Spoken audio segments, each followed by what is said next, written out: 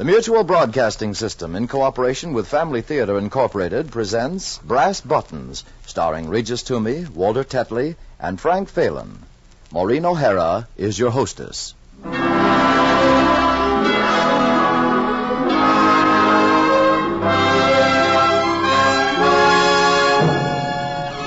More things are wrought by prayer than this world dreams of.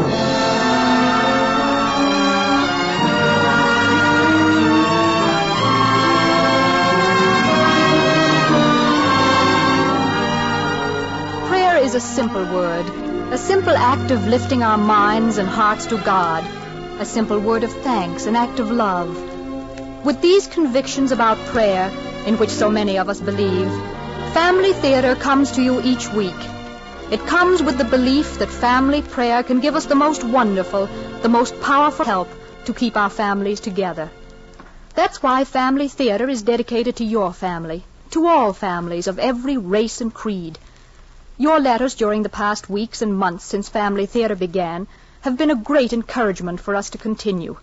It's encouraging to know that listening to Family Theater has become a habit with so many, and we sincerely hope that praying together, praying as a family, has also become a habit with you. Yes, it's true. When you gather your family together, when you make daily family prayer a family practice, you will know the joy and happiness and peace of God's wonderful blessing.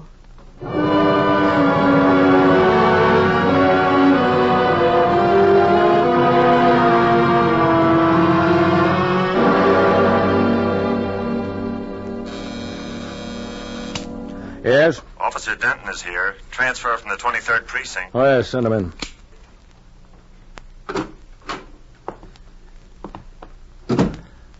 Denton? Yes, sir. Sit down. I've just been looking at your papers, Denton. According to the records, this is your third transfer this year. That's right. That's a little bit unusual. I just don't get along with all these schoolboy cops that are coming onto the force, that's all. You don't seem to get along with people in general, Denton. There are a few complaints about rough stuff on this record. I want you to know right now that doesn't go in this precinct. What do you do with criminals, play nurse? No, we do our job, and we leave punishment to the courts. Besides, not all of the people who complained against you were criminals. I repeat, there'll be none of that here, understand? Yeah. Yes, sir. You're a tough cop, but you'll find that I'm pretty tough, too. You got me wrong, Lieutenant. Never mind. Let me tell you why you were transferred over here to the 56th. You won't like this. None of the boys in the 23rd would ride with you anymore. A bunch of young punks. No, they're not, Denton. These young fellows are going to make this the best police force in the state. And I'm not going to let men like you spoil their record. A man shouldn't be pounding a beat at your age. And I don't want to put you on one.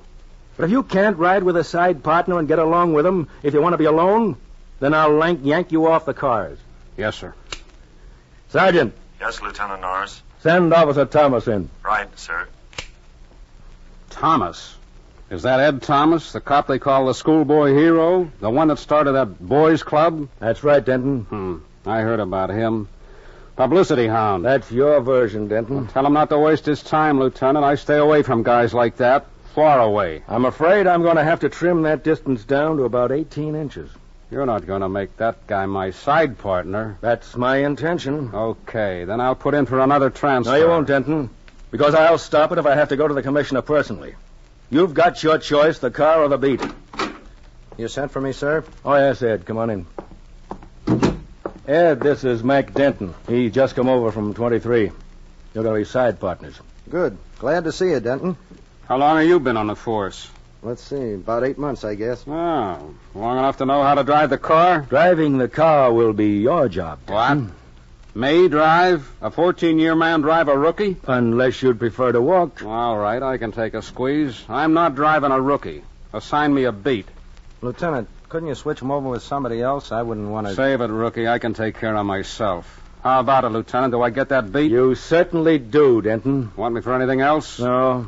You can go now.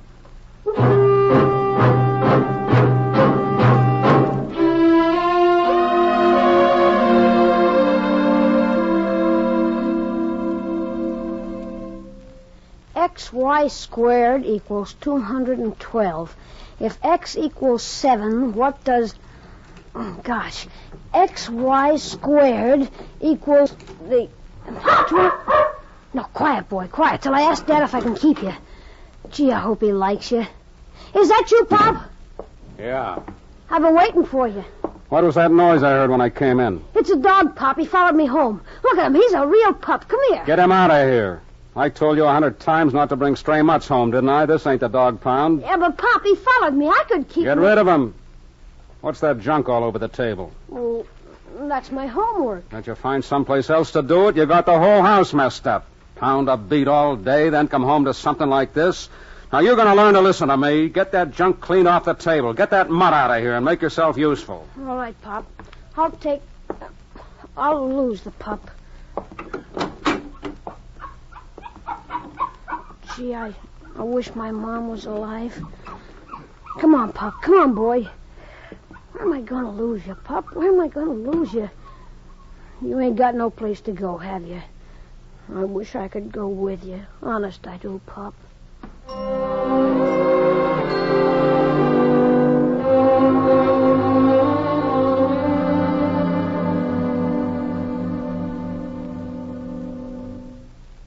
If you'll just let me try it, Lieutenant, it might work. I don't know, Ed. Denton deserves what he's getting. But he's too old to be pounding a beat. When the bad weather hits, it's going to be hard on him. I don't know. I don't like giving in to him. You know how I feel about it. He's the kind of a cop that makes some pretty decent people think they hate all cops. And I don't like that. But you wouldn't be giving in, Lieutenant. Look, I'll tell him that I need an old-timer with me, somebody who knows the ropes. I'll say that I made a special request for him. It'll flatter him and at the same time give him a chance to back down without making him feel that he's been beaten. Okay, Ed, okay. His tour checked in just a little while ago. Maybe you can catch him in the locker room. I think you're sticking your neck out for trouble, though. Don't blame me if you have to come back in a week and ask me to take him off. Don't worry, sir. I'll ask him right now. Denton. Hey, Denton. Yeah? Oh, it's you.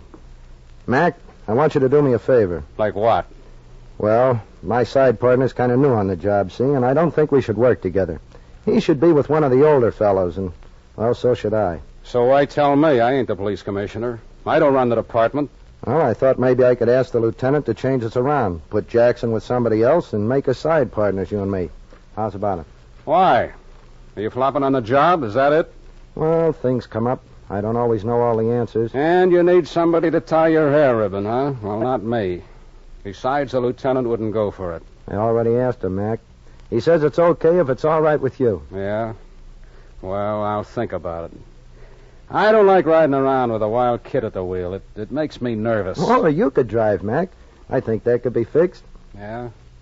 Well, okay then. Swell. This'll be a better shift for you. What do you mean? Well, the hours. You'll have more time to spend with your kid. That's my worry. I'm taking care of my kid. You take care of your business, and I'll take care of mine.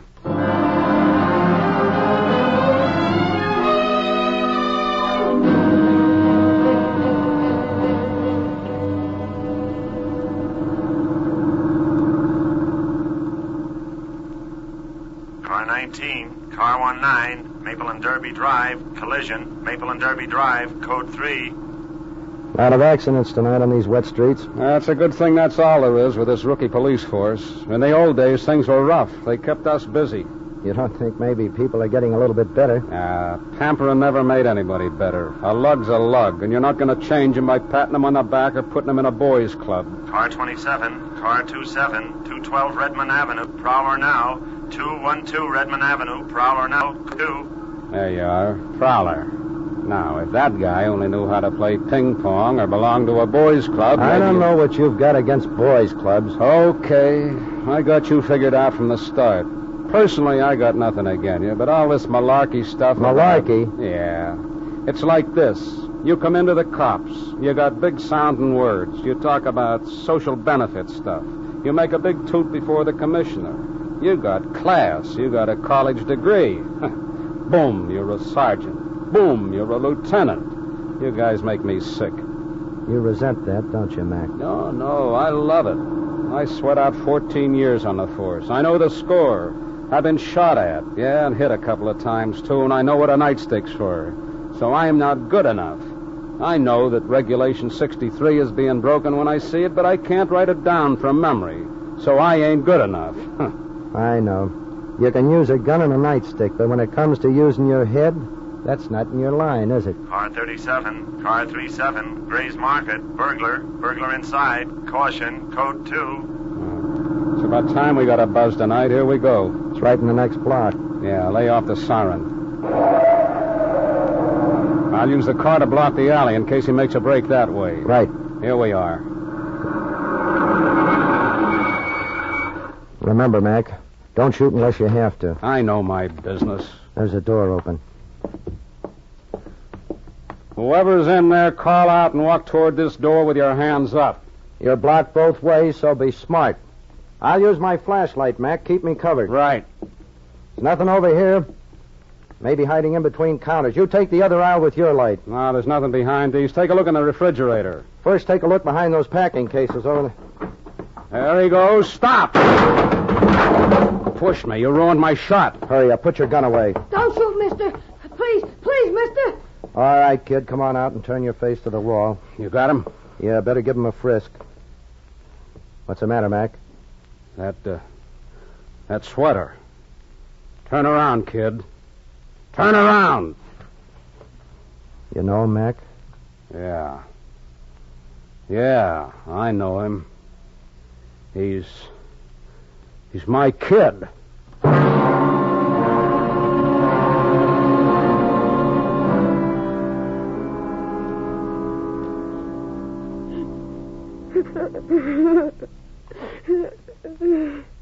Why don't you stop crying, Jimmy? It won't help now. You know there's a lot to think of. Why doesn't my father come to see me? He doesn't even come to see me. Well, it isn't pleasant for him to see you in the detention home. You know, it might only make both of you feel worse. Don't you think it might be better to wait until you get out of here and then you can meet at home without feeling so bad? That isn't why he doesn't come. I know he's mad at me. He thinks I'm no good. Oh, no. It takes longer than 13 years for a boy to get to be no good, Jimmy. People get over mistakes, you know, and other people forgive you one mistake very quickly when they're sure you don't intend to make it again. My father isn't like that. Oh, of course he's like that, Jimmy. Now, you just be patient and wait and see. The probation officer will see him soon, and then you'll be free to go home, and all this will be forgotten. Will you come and see me again? Sure, Jimmy. Every day while you're here. And when you get out, there's a friend of yours that wants to see you, too, but he can't come here. Who is it? Oh, just a pooch. You got him? You got my pup? Sure. And you'll have him back just as soon as the probation officer gets to see your dad.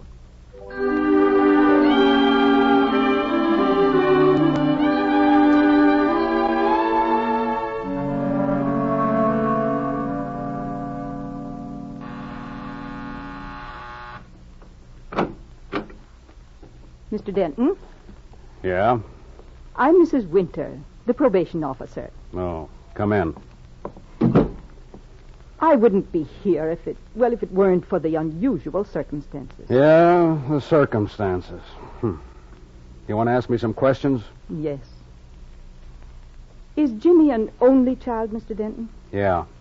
And his mother, your wife, is dead? Yeah. Has the boy ever been in trouble before? I mean, anything that you know of. Oh, not necessarily an arrest. No, and he never will be again. Take my word for that. He's going to toe the line once this is over. I see. How about his outside interests? How does he occupy his time aside from school and his studies? Oh, like any other kid. Yes, but how is that? How should I know? Who knows what kids do when nobody's around watching them? Didn't he ever tell you anything about his interests? No. He never told me much about anything. He's a kid that don't talk much. Can you give me the names of his friends? The ones he spent most of his time with? Oh, I don't know. All kids look alike to me. I see. You don't think he'd get into trouble again if he were put on probation and allowed to come home? I know he won't. Once I get my hands on him again, he's going to be a very smart boy. You've had occasion to chastise him before? Physically, I mean? Oh, I slapped him around a couple of times to keep him in line. But nothing like what he's going to get this time, believe me. I believe you, Mr. Denton. Thank you very much.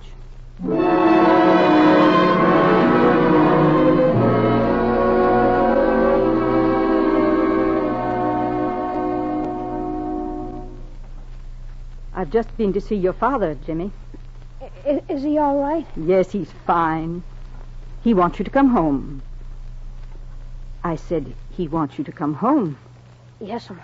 You want to go home, don't you? Yes'm. Are you and your father good friends, Jimmy? Yes'm. He never strikes you, does he? No. No, he never hits me. We get along fine. Except maybe... Maybe what? Oh, nothing. I understand your mother was a very wonderful lady. Oh, yes, ma'am. You've missed her a lot. Yes'm. Was your father very fond of her? Oh, yes. I'll bet the three of you had wonderful times together, didn't you? Yeah. We used to go to the beach when Pop was off from work. And on Sunday we went to church together. And Mom was always happy on the way from church. She was always sort of happy. Has your father changed much since then? No. You wouldn't be afraid to go home to him, Jimmy? No. You aren't afraid he might punish you? No, I told you. No, he never hits me. Don't you say he does. Don't you say anything about my father. People don't have to know.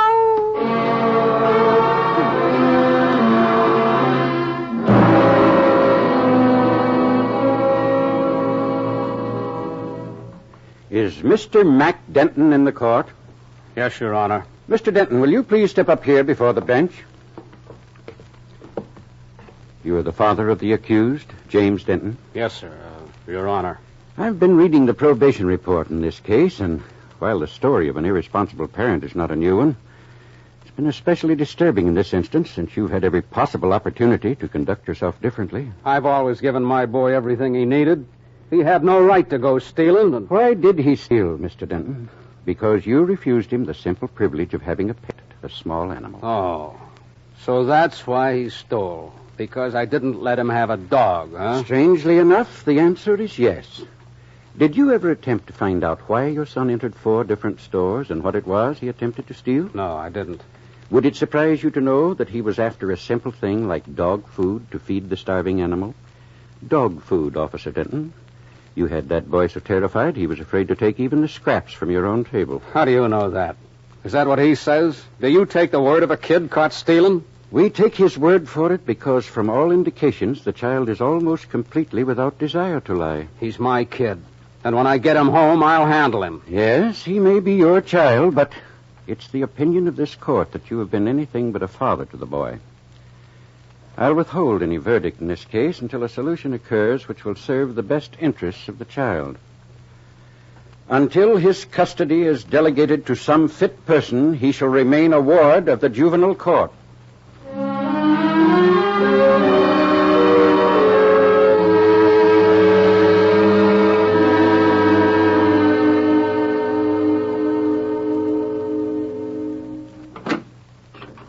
Here is your visitor, Jimmy. Oh, boy, Ed, I'm glad to see you. Hi, young fella.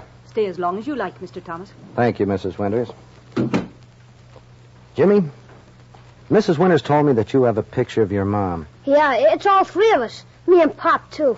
It's all I've got. The only one. Mm-hmm. When was it taken? Well, just before... Well, a few years ago. We were coming from church one Sunday, and there was a man on the street with a camera taking pictures. Pop had a new suit, I think it was Easter, and Mom wanted him to get in the picture, but he wouldn't do it alone. Jimmy, would you let me borrow that picture? I promise you nothing will happen to it. Well, okay. Only maybe you can't see it so good. It's all full of cracks where it's been in my pocket. But my mother's face is good. Your mother's face is beautiful, Jimmy.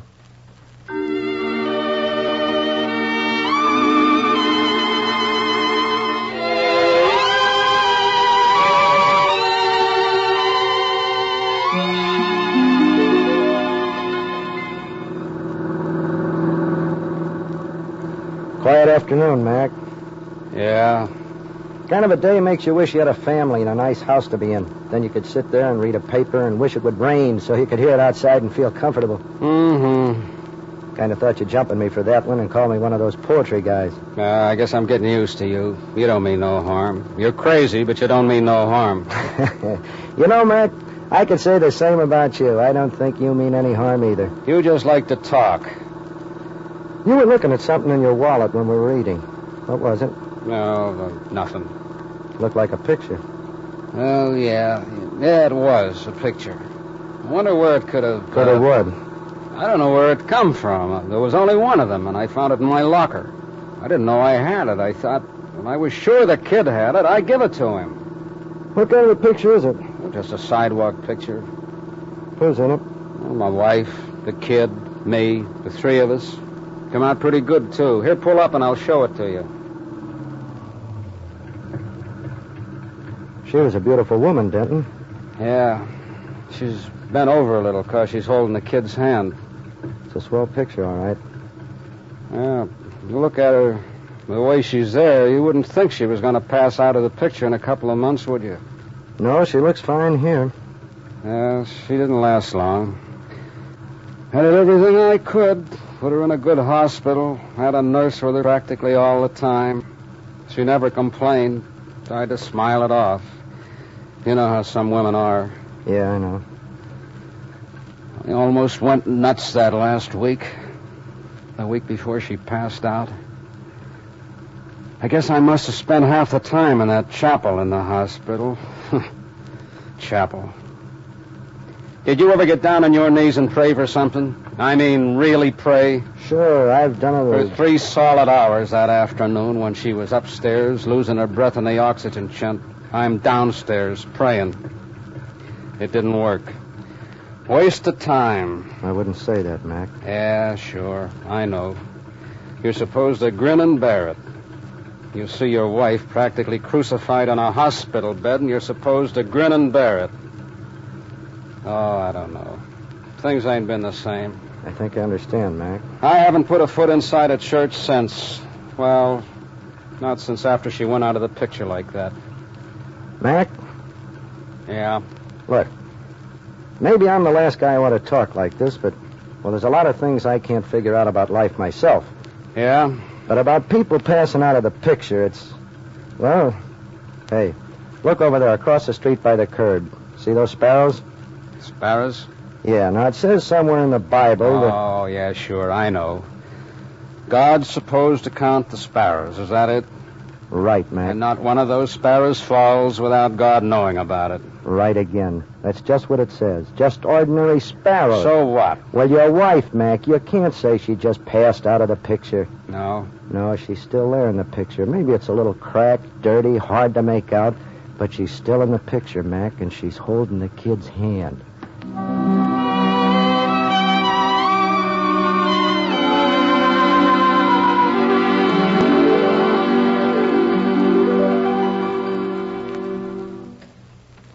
Okay, Lieutenant. Maybe it wasn't strictly according to regulations, leaving the car like that. But we parked for a minute outside the church. Mac, he goes up the steps and walks inside. It looked kind of funny seeing the big guy on his knees.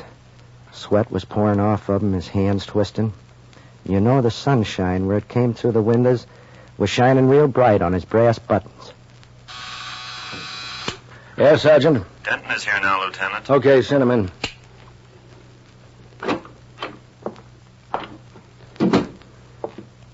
You wanted to see me? Yes, Denton. What's this new angle you got? You asked to be transferred to a beat? That's right.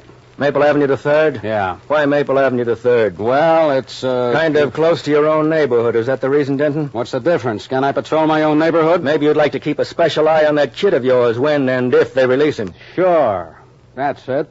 That's exactly it. Don't see what difference it makes to you. He's my kid. I got a right to look after him. For an ordinary flatfoot, you're getting kind of paternal, aren't you? Ordinary flatfoot, huh? Listen, you. I've got a kid. I've raised a kid, and you're trying to tell me... Denton. I've got a couple of witnesses. Character witnesses in that room.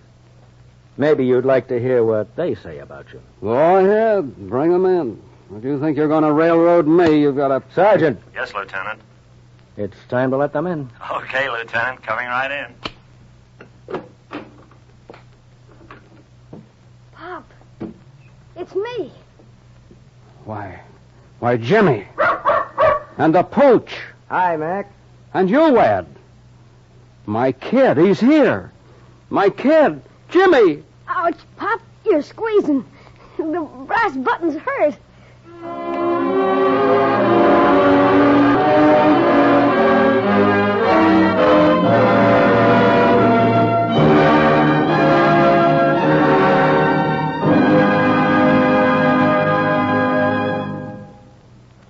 You know, home isn't just a house or four walls or a room. Home means understanding, affection, and love.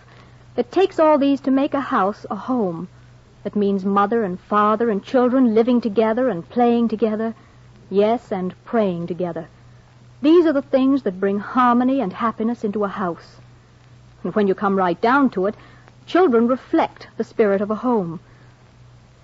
If there are misunderstandings and quarrels, it's the children who suffer most.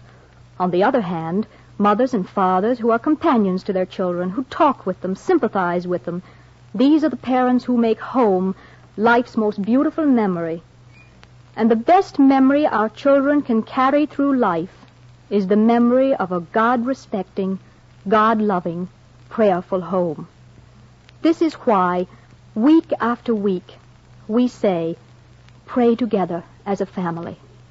Oh, don't be shy or embarrassed about gathering your family together to pray, because the example of parents speaking their faith and trust in God, offering their thanks to God, asking His help in difficulties, will always be an inspiration to your children. So pray together as a family, and you will be together in understanding and harmony, because a family that prays together stays together.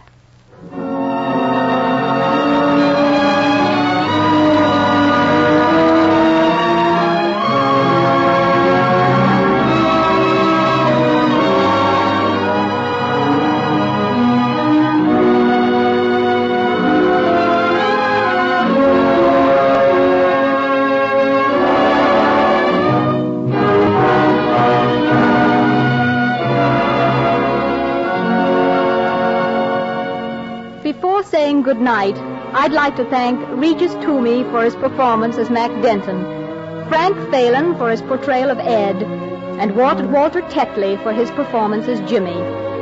Our thanks also to Joel Murcott for writing tonight's play, and to Max Terre for his music. Mel Williamson directed, and John Ryder produced the program. Others who appeared in our play tonight were Griff Barnett, Mary Kent, Jim Hayward, and Charlie Seal. Next week, our Family Theater stars will be Jimmy Gleason, Edgar Barrier, and Natalie Wood in Descent into Paradise. This is Maureen O'Hara saying good night, and God bless you.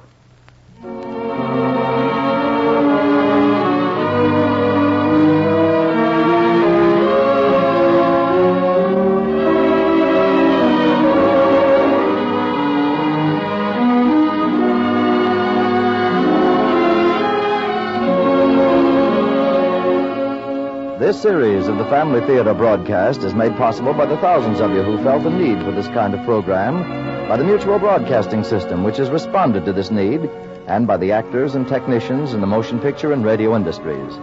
The program is heard overseas through the facilities of the United States Armed Forces Radio Services. Tony Lofrano speaking.